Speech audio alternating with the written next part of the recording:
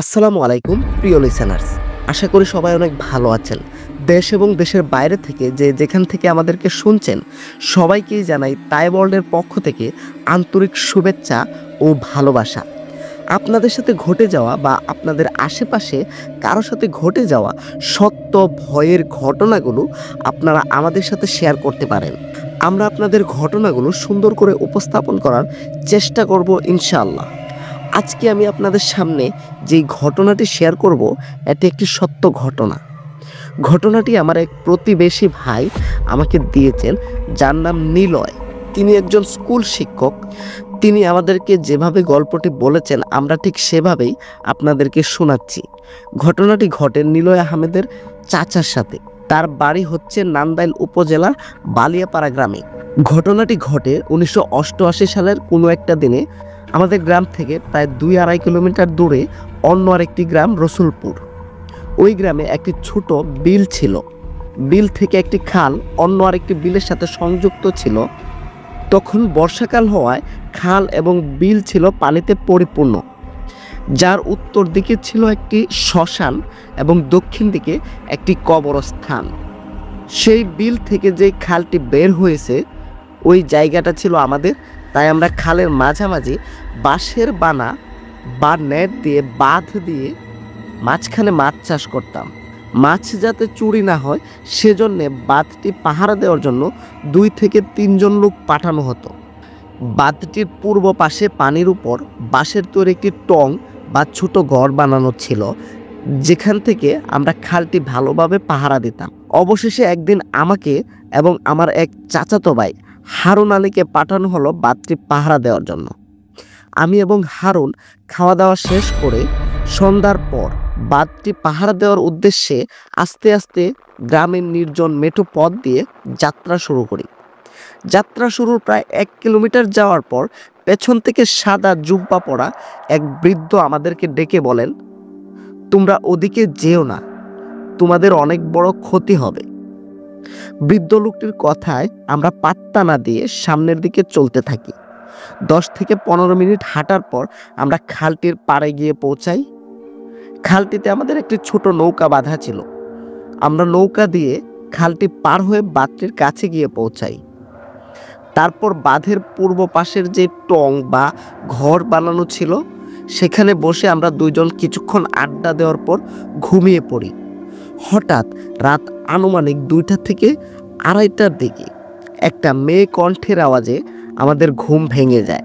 চাঁদের আবছা আলোয় আমরা দেখতে পেলাম শ্মশান বরাবর একটা মেয়ে দাঁড়িয়ে আছে, যার কোলে একটি ছোট্ট শিশু। সেই মেয়েটি আমাদের উদ্দেশ্য করে বলতেছিল, আমাকে তোরা পাড়ে পৌঁছায় দে। তখন হারুন আলী মেয়েটিকে বলল, কে কে আপনি? তখন মেয়েটি বলল, আপনারা আমাকে চিনবেন না, বিলের ওপারে আমার বাড়ি। তখন আমরা কোনো কিছু না ভেবে মেয়েটিকে ওপারে পৌঁছে দেওয়ার জন্য নৌকা নিয়ে শ্মশান পাড়ে পৌঁছাই এবং মেয়েটিকে নৌকায় উঠিয়ে রওনা দিই। মেয়েটি নৌকার ভেতরে ছাউনিতে বসেছিল। আমি পিছন থেকে এবং হারুন আলী সামনে থেকে বইটা দিয়ে নৌকা চালাচ্ছিলাম। নৌকা চালানোর একটা পর্যায়ে আমরা অনুভব করলাম নৌকাটি ধীরে ধীরে ভারী হয়ে উঠছে। একটা সময় নৌকাটা এতটাই ভারী হয়ে গেল যে আমরা আমাদের সর্বশক্তি দিয়ে বইটা চালানোর পরও নৌকাটা একটু সামনে আগাতে পারছিলাম না। এমন সময় আমি শুনতে পাই নৌকার ছাউনির ভেতর থেকে কেমন যেন একটা হাড় চিবানোর শব্দ আসছে। বিষয়টি বোঝার জন্য আমি যখন ছাউনির কাছে যাই তখন আমি যা দেখি তা দেখার জন্য আমি মোটেও প্রস্তুত ছিলাম না। আমি দেখি মেয়েটি তার কোলে থাকা ছোট্ট শিশু বাচ্চাটির আঙুলগুলো ছিঁড়ে ছিঁড়ে চিবিয়ে চিবিয়ে খাচ্ছে।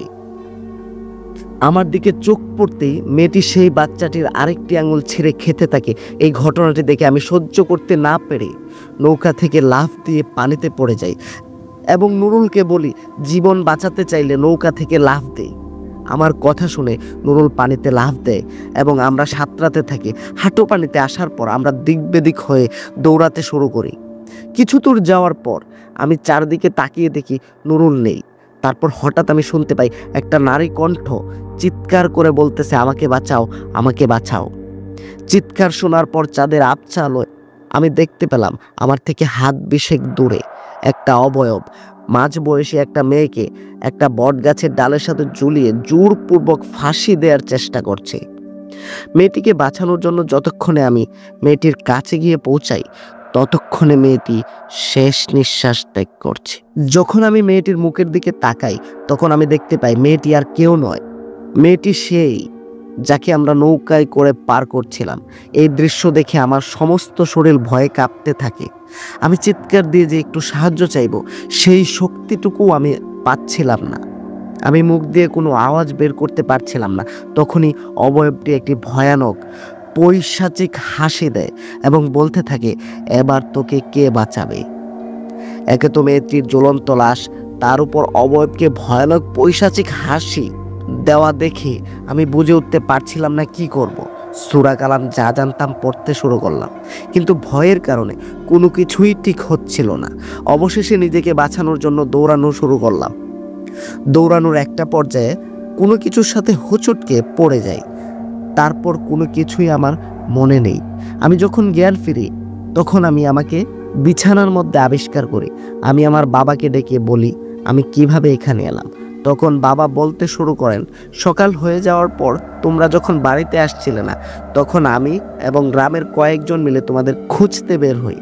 অনেক খোঁজাখুঁজির পর শ্মশান পাড়ে নুরুলকে পাওয়া যায়। শ্মশান থেকে কিছুটা দূরে তোমাদের সাথে কি হয়েছিল সেদিন। আমি তখন বাবাকে সব কিছু খুলে বলি। বাবাকে নুরুলের কথা জিজ্ঞেস করলে তিনি বলেন নুরুলের এখনো জ্ঞান ফেরেনি। জ্ঞান ফিরে সেদিন বিকেলে, জ্ঞান ফেরার সাথে সাথে আমি তার কাছে যাই এবং কি ঘটেছিল সেদিন তার সাথে তা শোনার জন্য যাই। তখন নুরুল আমাকে নৌকার ছাউনির ভেতরের ঘটনাটি বলে, যা ইতিমধ্যে আপনারা শুনেছেন। তারপর সে আরেকটি ঘটনার কথা বলে যে আমরা যখন দৌড়ানো শুরু করলাম, তখন আমি পিছন দিকে তাকিয়ে দেখি তোমাকে কোথাও দেখা যাচ্ছে না। আমি তোমাকে অনেক ডাকাডাকি করি, তারপরও তোমার কোনো খোঁজ খবর পাচ্ছিলাম না। হঠাৎ আমি সামনে দেখি হাঁটু পানিতে একটা লোক 4-5টা মহিষ চড়াচ্ছে। আমি তখন একটু শান্তি পাই এবং ভয়টা একটু কেটে ওঠে। আমি তখন ওই লোকটির কাছে যাওয়ার চেষ্টা করি এবং আমি সামনে এগিয়ে যা দেখি তা দেখে আমার হুঁশ উড়ে যায়। আমি দেখতে পাই ওই 4-5টা মহিষের একটারও কোনো চোখ নেই। তখন আমি ভয় পেয়ে দৌড় শুরু করি। একটা পর্যায়ে মহিষগুলো আমাকে ঘিরে ফেলে এবং আমার দিকে তাকিয়ে থাকে, কিন্তু তাদের চোখ না থাকায় তারা শুধু গর্জন করছিল এবং আমি পড়ে গিয়ে ওখানেই জ্ঞান হারাই। তারপর কিছুক্ষণ আগেই আমার জ্ঞান ফেরে। তো এই ছিল আজকের ঘটনা। ঘটনাটি যদি আপনাদের ভালো লাগে তাহলে একটা লাইক দিবেন এবং চ্যানেলটি সাবস্ক্রাইব করে আরো নতুন নতুন সুন্দর ভয়ের ঘটনা পেতে সাবস্ক্রাইব করে রাখবেন।